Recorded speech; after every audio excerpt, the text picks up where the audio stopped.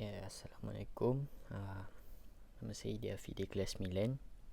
Hari ini dalam topik perkahwinan dalam Islam, kita akan belajar tentang kaifiat perkahwinan.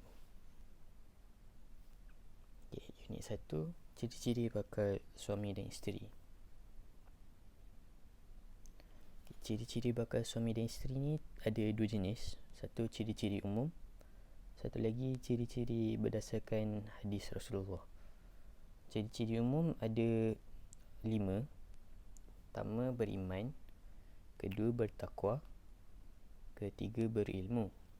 Keempat, bertimbang rasa. Dan last sekali, bertanggungjawab.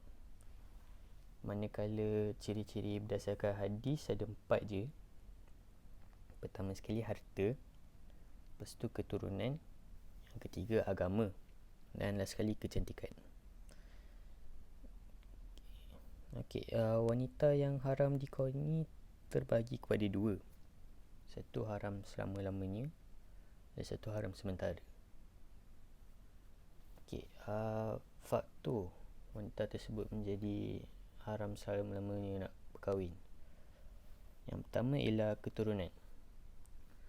So, kita tak boleh kahwin orang yang sama keturunan dengan kita. Macam ibu atau nak kahwin anak kita, nak yang ada tali ikatan lah. So kita tak boleh kahwin. Okay, yang kedua ialah penyusuan. Syarat penyusuan ialah bayi tu dia sekurang-kurangnya 5 kali kenyang. Dan yang kedua, bayi tu dia tak boleh lebih daripada 2 tahun. Dia kena 2 tahun atau kurang. Contohnya kat sini, ibu susuan ke atas, anak susuan. So ibu susuan tu tak boleh kahwin dengan anak susuan dia. So adik-beradik susuan tak boleh kahwin, dan sebagainya. Okay, yang ketiga ialah al-musaharah, persemandaan. Persemandaan ni macam ibu tiri kita, menantu, lepas tu mak mertua, anak tiri, semua tu tak boleh kahwin. Okay, haram sementara. Pertama sekali ialah perempuan yang ditalak 3. Talak 3 ni dia macam diceraikan lah. So bila perempuan tu diceraikan pada talak 3, dia tak boleh, dia haram sementara nak kahwin. Okay, kedua ialah perempuan yang bersuami. Okay, ketiga ialah masih dalam iddah. Iddah ni dia macam tempoh bila contoh perempuan tu suami dia meninggal, dan tempoh lepas tu dia panggil iddah. So kalau dia masih dalam iddah tu, dia haram sementara nak berkahwin. Yang seterusnya sedang hamil hasil penzinaan. Yang tu dia haram sementara nak berkahwin. Lepas tu tidak beragama samawi. Agama samawi ni agama Nabi Ibrahim. Dia macam agama Yahudi sikit lah. Seterusnya mengumpul bersama muhram dalam satu masa. Dan yang terakhir, perempuan kelima bagi suami yang mempunyai 4 orang isteri. So kita tahu yang seorang lelaki hanya boleh kahwin seramai 4 orang. So kalau dia kahwin 5, perempuan yang kelima tu dia jadi haram sementara untuk berkahwin dengan yang lain. Okay. Unit 2, peminangan dan batas-batas pergaulan. Okay, pengertian merisik dan meminang. Pertama sekali, merisik. Okay, pengertian dia, langkah awal dalam proses memilih calon isteri yang sesuai serta menepati ciri-ciri yang dikehendaki seseorang. So macam merisik ni, dia sebelum meminang. Dia macam kita jumpa dengan pasangan kita dengan satu keluarga. Nak berjumpa lah. Hukum lihat bakal tunangan disunatkan melihat muka dan tangan sahaja. So ni tujuan dia nak supaya kita berpuas hati dengan pilihan kita. Seterusnya nak mengelakkan penipuan. Macam kita tahulah kita kahwin dengan siapa. Nanti time nak meminang tu tiba-tiba salah orang. Ketiga, terjamin kebahagiaan rumah tangga. Meminang.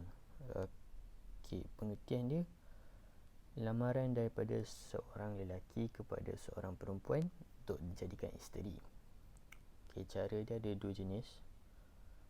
Satu secara berterus terang, ni lah, meminang, melamar. Satu jenis kinayah. Kinayah ni dia macam kita cakap tentang sesuatu, tapi apa yang kita nak benda lain. Contoh dia menyunting. Hukum pemberian hadiah, hukum dia harus, tapi dengan syarat tak berlaku pembaziran dan hadiah tu tak ada unsur-unsur maksiat. Untuk batas pergaulan bagi orang yang dalam tempoh meminang, mereka masih dianggap sebagai orang asing, itu ajnabi, dan mereka diharamkan untuk bergaul bebas dan keluar berdua-duaan tanpa ditemani muhram. Maknanya waktu dalam tempoh meminang ni, diorang still kena jaga batas pergaulan.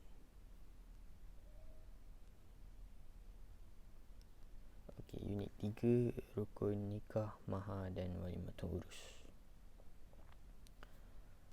Rukun nikah. Rukun pertama ialah bakal suami. So, bakal suami kita kenalah Islam. So, mesti lelaki. Dan waktu tu dia tidak beristeri 4 pada satu masa. Dan keempat, dia bukan dalam ihram haji atau umrah. Dan last sekali bukan muhrim. Macam kita cakap tadi lah, tak boleh kahwin dengan orang yang sama keturunan semua. Untuk pakai isteri, sama, Islam, perempuan. Lepas tu dia bukan isteri orang. Dia tak berkahwin dengan sesiapa lah. Lepas tu dia bukan dalam iddah, sama macam tadi tu. Macam suami dia meninggal, so tempoh selepas tu nama dia iddah. Bukan dalam ihram haji dan bukan muhrim. Untuk wali pula, wali mesti Islam lah, of course lah. Dia kena lelaki. Lepas tu lelaki tu pula mesti dah balik. Nanti ada cakap pasal wali nikah. Dan kena berakal, sama, bukan dalam ihram, tidak ditegar daripada membelanjakan harta, dan merdeka. Saksi pula. Saksi macam biasa kena Islam. Lepas tu dia sekurang-kurangnya kena ada 2 dan dah balik. Lepas tu dia orangnya adil, tak melakukan apa-apa dosa besar, dan dia kenalah faham apa tu lafaz ijab dan kabul, dan dia sihat, panca indera, tak ada kecacatan.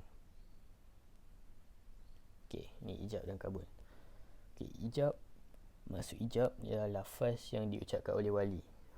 Yang macam waktu nak kahwin tu kan, wali tu akan salam, lepas tu dia cakap aku nikahkan kau sekian. Itu ijab. Syarat dia kena dilafazkan oleh wali.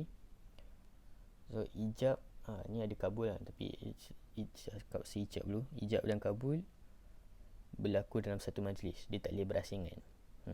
Dia lepas tu kena cakapnya straightforward, tak boleh dalam bahasa sindiran, dan kena jelas dan dia fahami oleh semua orang.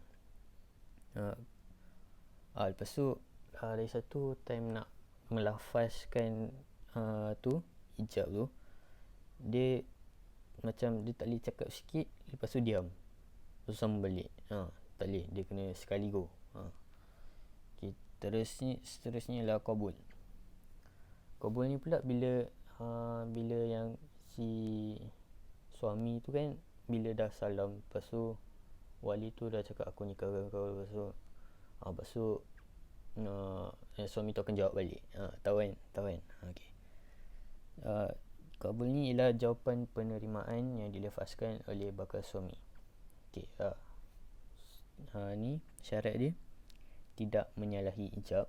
Maksudnya kena sama lah dengan apa yang wali tu cakap, tak boleh lari. Seterusnya tidak diselangi oleh diam yang lama. Macam tadi tu, tak boleh duduk, tak boleh cakap, lepas tu stop kejap, sambung balik. Lepas tu mesti dilafazkan oleh bakal suami, tak boleh sama ada wakil, bakal suami atau wakil. Dan kita kena sebut nama bakal isteri kita siapa, sebut full.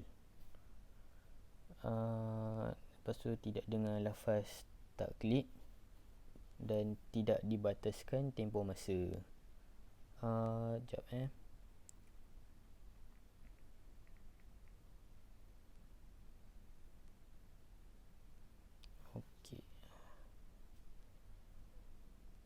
Okey, untuk wali nikah pula.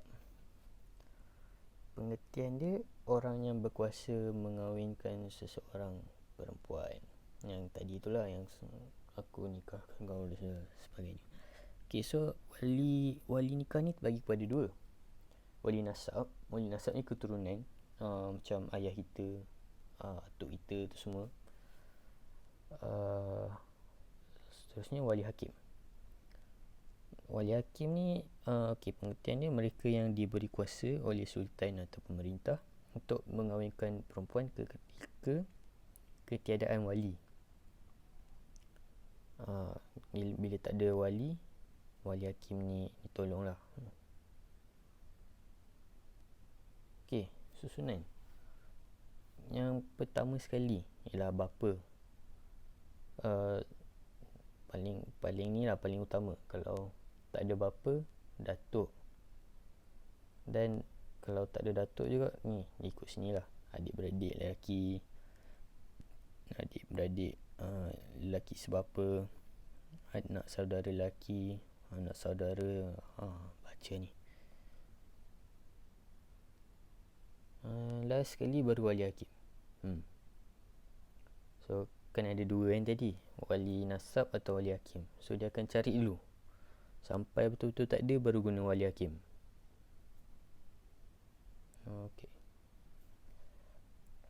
Okey, sebab-sebab perpindahan kuasa wali nasab kepada wali hakim. Ni lah sebab dah tak ada 10 orang wali, dah tak ada wali nasab yang sama keturunan kita. Lepas tu kedua, wali tidak dapat digesan, dia tak ada, hilang, tak tahu dia hidup ke tak. So ketiga, wali tinggal jauh. Macam contohnya kita duduk kat Kuala Lumpur nak kahwin, tapi wali tu duduk kat Sarawak, macam tu lah. Tak pun wali dalam, yang keempat, wali dalam tahanan, yang dia dalam penjara ke apa. Kelima, wali dalam ihram haji. Dalam ihram dia tak boleh lah jadi itu wali. Keenam, wali menyembunyikan diri, dia menghilang. Ketujuh, wali tu bergaduh. Kelapan, wali tu sendiri yang nak berkahwin. Lepas tu ke-9, wali tu just tak nak. Okey, peranan saksi. Saksi ni tujuan dia supaya boleh berlaku, dia boleh kasih keterangan kalau ada macam pertikaian apa-apa. Lepas tu yang kedua, dia menjamin pernikahan tu sah ke tak. Yang macam kalau kita perasannya orang jawab sah tu semua, tu saksi lah tu. Lepas tu dia memuliakan perkahwinan. Dan last sekali, dia nak untuk mengelakkan fitnah. Sekian, terima kasih.